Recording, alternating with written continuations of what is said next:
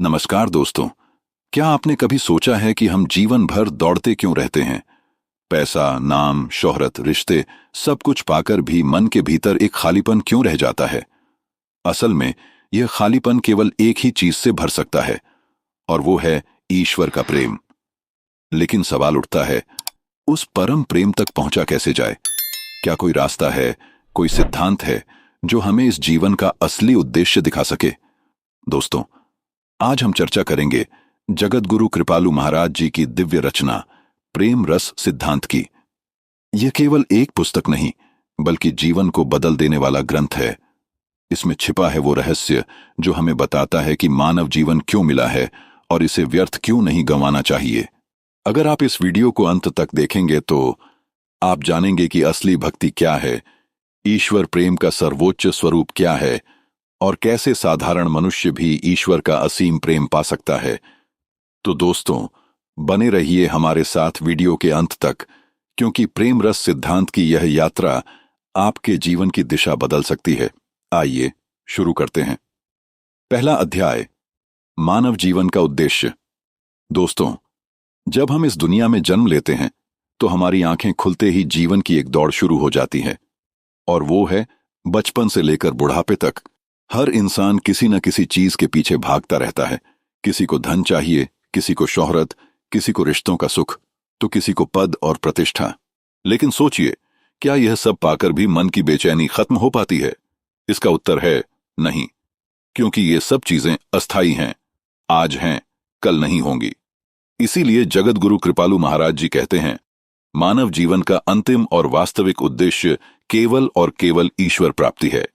यह जीवन हमें यूं ही नहीं मिला।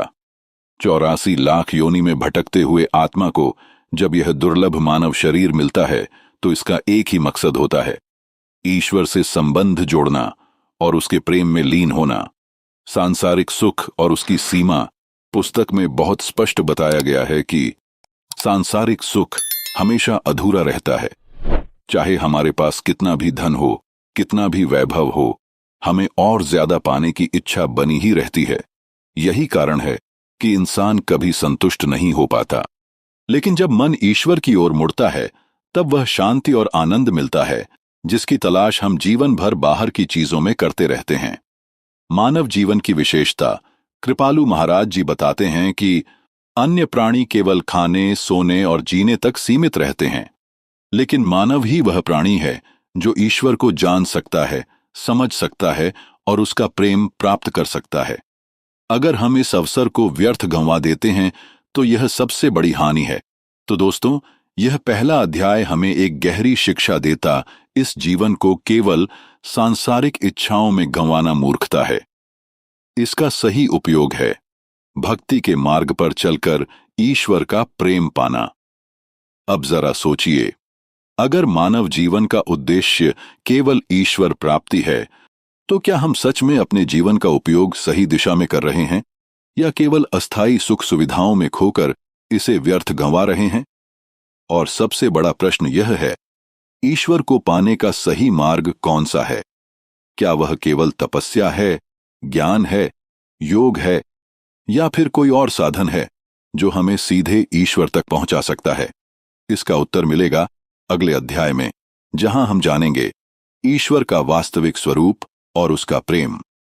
दूसरा अध्याय, दोस्तों, ईश्वर का स्वरूप और उसका प्रेम। दोस्तों, पहले अध्याय में हमने समझा कि मानव जीवन का अंतिम उद्देश्य है ईश्वर प्राप्ति। लेकिन अब सवाल उठता है, आखिर ईश्वर हैं कौन? उनका स्वरूप क्या है? और क्यों उनका प्रेम ही आत्मा की अंतिम प्यास बुझा सकता है? जगत गुरु कृपालु महाराज जी बताते हैं कि ईश्वर को 3 मुख्य स्वरूपों में जाना जाता है। पहला, ब्रह्म, निर्गुण, निराकार। यह वह स्वरूप है जहां ईश्वर को शक्ति का असीम स्रोत माना जाता है। इसमें न रूप है, न नाम, न ही कोई लीलाएं।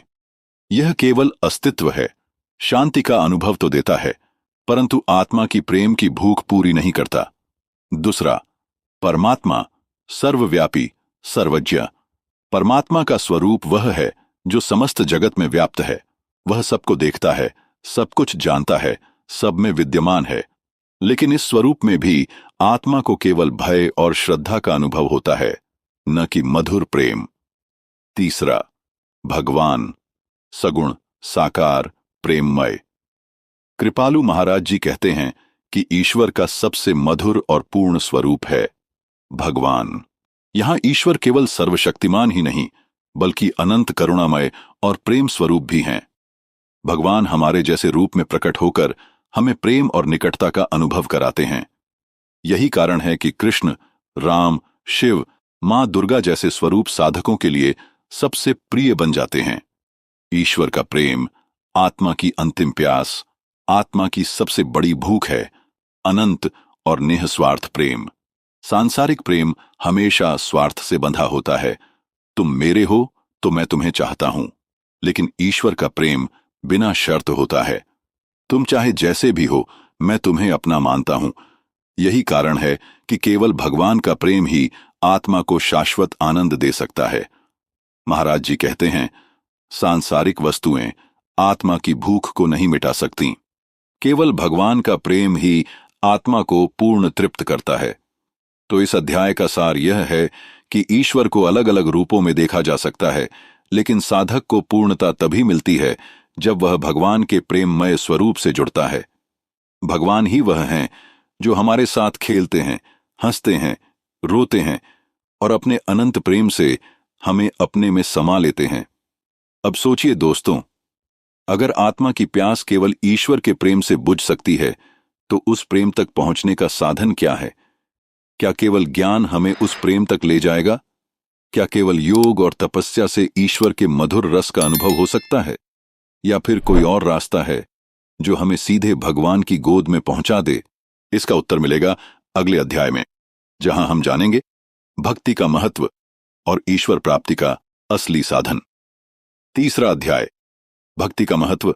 दोस्तों, पिछले अध्याय में हमने जाना कि ईश्वर का असली स्वरूप कौन सा है और क्यों केवल भगवान का प्रेम ही आत्मा की अंतिम प्यास बुझा सकता है। अब सवाल उठता है, उस प्रेम तक पहुंचा कैसे जाए? इसका उत्तर है भक्ति। जगत गुरु कृपालु महाराज जी स्पष्ट करते हैं कि ईश्वर को पाने का एकमात्र साधन भक्ति है। न ज्ञान, न योग, न तपस्या, केवल भक्ति ही वह मार्ग है जो हमें सीधे ईश्वर से जोड़ती है। भक्ति क्या है? भक्ति का अर्थ है ईश्वर के प्रति निस्वार्थ और अटूट प्रेम। यह केवल पूजा पाठ या कर्मकांड नहीं, बल्कि हृदय का भाव है। जब साधक अपने सारे स्वार्थ, अभिमान और इच्छाओं को त्याग कर केवल भगवान की प्रसन्नता के लिए जीने लगता है, वही सच्ची भक्ति है। भक्ति के दो रूप होते हैं। कृपालु महाराज जी भक्ति को दो भागों में बांटते हैं। पहला, साधन भक्ति, प्रारंभिक अवस्था। इसमें साधक प्रयास करता है कि उसका मन बार बार भगवान की ओर लगे। वह नाम जप करता है, कीर्तन करता है, भजन गाता है, सत्संग में बैठता है। यह अभ्यास है मन को बार बार संसार से हटाकर भगवान की ओर मोड़ना।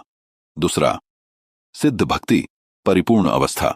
जब साधक का मन पूर्ण रूप से भगवान में स्थिर हो जाता है, वहां कोई स्वार्थ नहीं बचता, केवल भगवान का प्रेम ही उद्देश्य होता है। इस अवस्था में साधक संसार की सारी मोहमाया भूल जाता है और केवल भगवान के आनंद में जीता है। क्यों जरूरी है भक्ति? ज्ञान अकेले ईश्वर तक नहीं पहुंचा सकता, क्योंकि ज्ञान केवल दिमाग को बदलता है, हृदय को नहीं। योग और तपस्या से आत्मनियंत्रण तो आता है, लेकिन आत्मा की प्रेम प्यास नहीं बुझती। भक्ति ही एकमात्र साधन है जो आत्मा को ईश्वर के प्रेम में डुबो देती है। कृपालु महाराज जी कहते हैं, बिना भक्ति के भगवान अप्राप्य हैं। भक्ति और आत्मा का संबंध, आत्मा का असली स्वभाव ही प्रेम करना है। लेकिन जब यह प्रेम संसार की ओर जाता है तो दुख और निराशा मिलती है। जब वही प्रेम भगवान की ओर मुड़ता है तो आत्मा को अनंत शांति और आनंद मिलता है। यही कारण है कि भक्ति को जीवन की सबसे बड़ी आवश्यकता कहा गया है। तो दोस्तों, इस अध्याय से हमें यह शिक्षा मिलती है कि ईश्वर तक पहुंचने का रास्ता न तो कठिन है, न ही जटिल। इसका साधन केवल एक है, भक्ति। लेकिन यह भक्ति केवल कर्मकांड नहीं, बल्कि प्रेम और समर्पण का भाव है। अब जरा सोचिए, अगर भक्ति ही ईश्वर को पाने का एकमात्र मार्ग है, तो क्या हर कोई भक्ति कर सकता है? क्या इसके लिए कोई विशेष योग्यता चाहिए? क्या जाति, धर्म, ज्ञान या स्थिति इसमें बाधा बन सकते हैं? इसका उत्तर मिलेगा अगले अध्याय में, जहां हम जानेंगे भक्ति की योग्यता और कौन कौन लोग ईश्वर प्रेम के अधिकारी हैं। चौथा अध्याय, भक्ति की योग्यता। दोस्तों, पिछले अध्याय में हमने जाना कि ईश्वर तक पहुंचने का एकमात्र मार्ग है भक्ति। लेकिन अब सवाल उठता है, क्या हर कोई इस मार्ग पर चल सकता है? क्या भक्ति करने के लिए हमें कोई विशेष योग्यता चाहिए? आइए इस अध्याय में इसी रहस्य को समझते हैं। क्या भक्ति के लिए योग्यता जरूरी है? जगत गुरु कृपालु महाराज जी बताते हैं कि भक्ति का मार्ग सबके लिए खुला है। ईश्वर भक्ति में न जाति बाधा है, न उम्र, न लिंग, न शिक्षा, न स्थिति। कोई अमीर है या गरीब, इससे कोई फर्क नहीं पड़ता। कोई पढ़ा लिखा है या अनपढ़, इससे भी फर्क नहीं पड़ता। कोई राजा है या भिखारी, भगवान के प्रेम में दोनों समान हैं। भगवान केवल हृदय का भाव देखते हैं।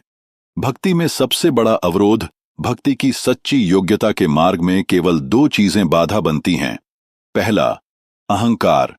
जब इंसान सोचता है कि मैं जानता हूं, मुझे सब आता है, तो उसका हृदय ईश्वर के लिए खुल नहीं पाता। अहंकारी व्यक्ति प्रेम नहीं कर सकता, क्योंकि प्रेम का आधार है विनम्रता और समर्पण। दूसरा, सांसारिक आसक्ति। जब मन संसार के भोग, रिश्ते और इच्छाओं में फंसा रहता है, तो वह भगवान की ओर पूरी तरह नहीं मुड़ पाता। इसलिए महाराज जी कहते हैं कि साधक को धीरे धीरे मन को संसार से हटाकर भगवान की ओर लगाना चाहिए। सच्ची योग्यता क्या है? महाराज जी स्पष्ट करते हैं कि भक्ति की असली योग्यता है श्रद्धा, ईश्वर और गुरु पर पूर्ण विश्वास, विनम्रता, यह भावना कि मैं कुछ नहीं जानता, प्रभु ही सब कुछ हैं, समर्पण, अपने अहंकार और इच्छाओं को त्याग कर ईश्वर को अपना मान लेना। जो साधक यह भाव रखता है, वह किसी भी स्थिति में भगवान का प्रेम प्राप्त कर सकता है। भक्ति में समानता का सिद्धांत इस अध्याय की सबसे बड़ी शिक्षा है कि ईश्वर सबके लिए समान हैं।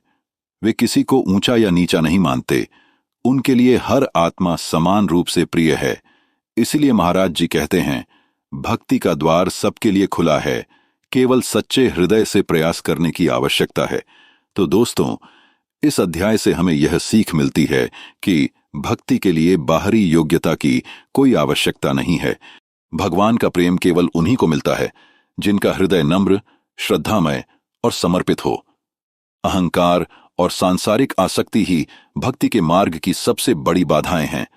अब जरा सोचिए, अगर भक्ति के लिए केवल श्रद्धा, विनम्रता और समर्पण ही जरूरी है, तो क्या यह सब साधक अपने आप विकसित कर सकता है, या फिर इसके लिए किसी मार्गदर्शक, किसी सतगुरु की आवश्यकता होती है?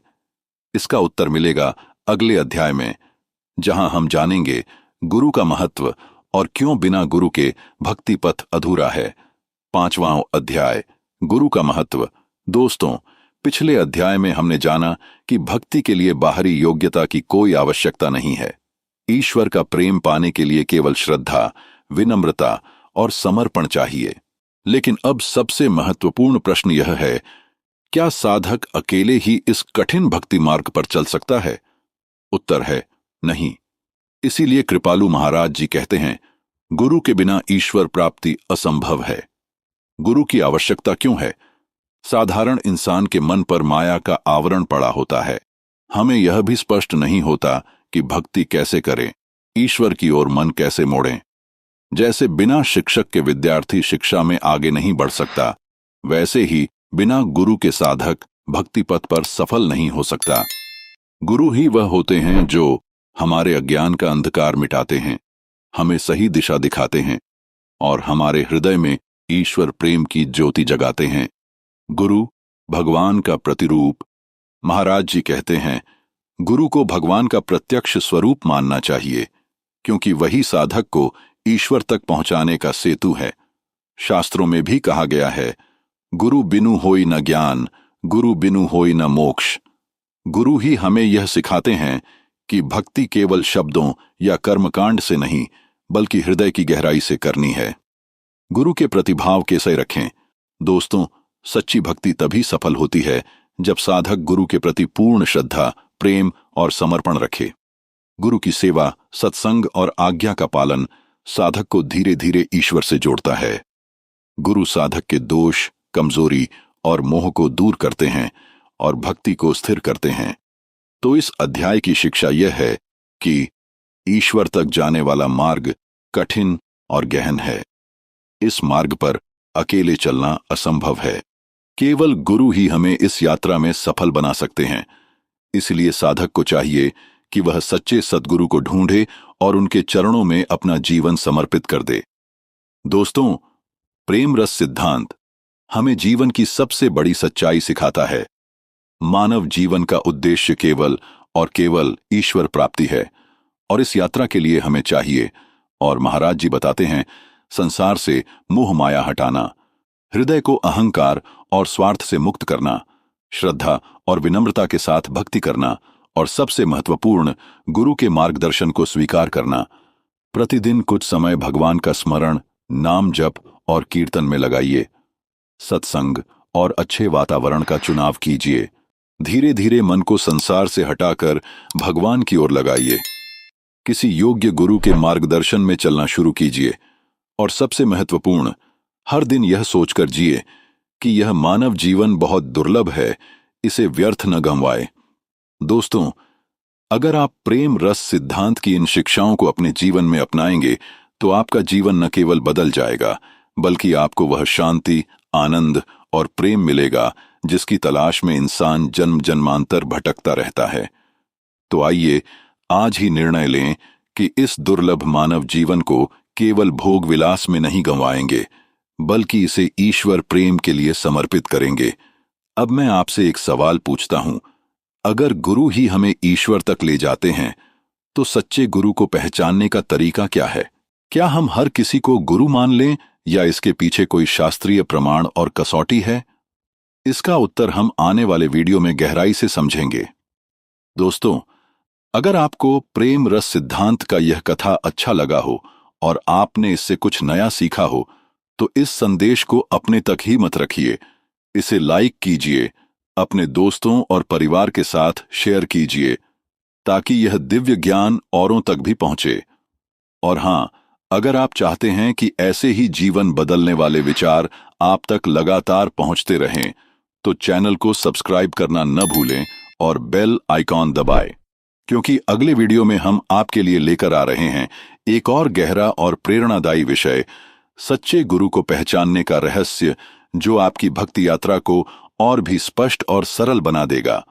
तो जुड़े रहिए हमारे साथ, क्योंकि आपका हर कदम आपको उस अनंत प्रेम और आनंद के और करीब ले जाएगा जिसकी तलाश आप जन्म जन्मांतर से कर रहे हैं।